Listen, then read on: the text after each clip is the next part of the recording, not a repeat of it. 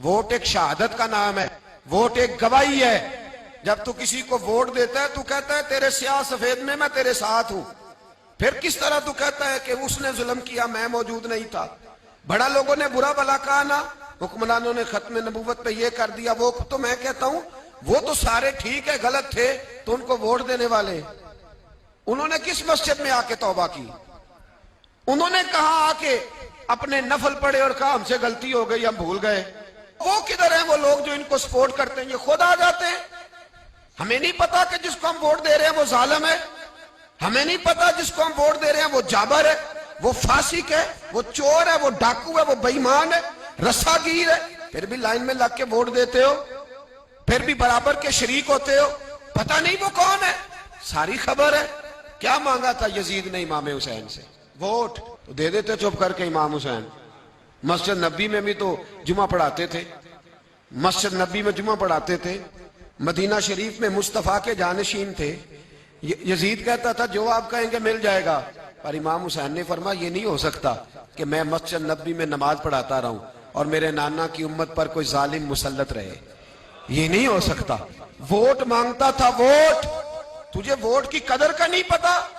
امام حسین نے 18 سال کے نوجوان سے لے کر 6 مہینے تک کا علی عسکر قربان کر دیا، پر ظالم کو ووٹ نہیں دیا۔ تیرا کیسے حوصلہ پڑتا ہے؟ پھر تو 10 محرم کی دیگ بھی پکاتا ہے۔ کس طرح تیرا حوصلہ پڑتا ہے؟ کس طرح کر کے تیرے اندر ہمت آتی؟ جلال بادشاہی ہو یا جمہوری تماشا ہو، جدا ہو دی سیاست سے تو رہ جاتی ہے چنگیزی۔ ظالموں کا مددگار بھی ظالم ہوتا ہے، ظالموں کا مددگار بھی جو بڑے ظالم کے نیچے چھوٹی فوٹو بھی لگوائے، ووٹر اور سپورٹر بنے، وہ نہیں ظالم، وہ نہیں سخت۔ اور جو اللہ خیر کرے دفتر ہی کھول کے بیٹھ رہے اپنی بیٹھک کے آگے، جلیبیاں بھی کھلائے میرے کہنے پہ ووٹ دینا، وہ نہیں ظالم؟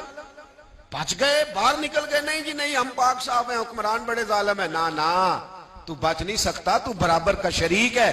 مجھے ایک صاحب کہنے لگے ووٹ ڈالنے چلیں، الحمدللہ میں کبھی نہیں گیا۔ جب بندہ سمجھ میں آئے گا، مرضی کا آئے گا تو جائیں گے انشاءاللہ تعالی، نہیں گئے تو نہیں گئے۔ میں کہنا بڑی کھلی بات کر رہا ہوں، میں بھی تو مسجد کا مولوی ہوں نا، میں بھی یہ خانقاہ کا مسند نشین ہوں، کھلی بات نہیں جاتے بھئی ہم۔ ایسے ہی ہے کوئی جس کا جو دل کرے گا ہمیں ہانک کے لے جائے گا؟ ہماری بنیاد بھی ہے، ہمارا وقار بھی ہے، ہم رسول اللہ کے نام لینے والے ہیں۔ ایسے ہی جس کا دل کرے آگے لگا کے لے جائے، کیا مطلب ہوا اس بات؟ نہیں گیا۔ ایک صاحب کہنے لگے ووٹ قوم کی امانت ہے، تو امانت ضائع نہیں کرنی چاہیے۔ میں نے کہا ضائع نہیں کرنی چاہیے، پر بے ایمان کو بھی امانت نہیں دینی چاہیے، ورنہ زیادہ ضائع ہو جائے گی۔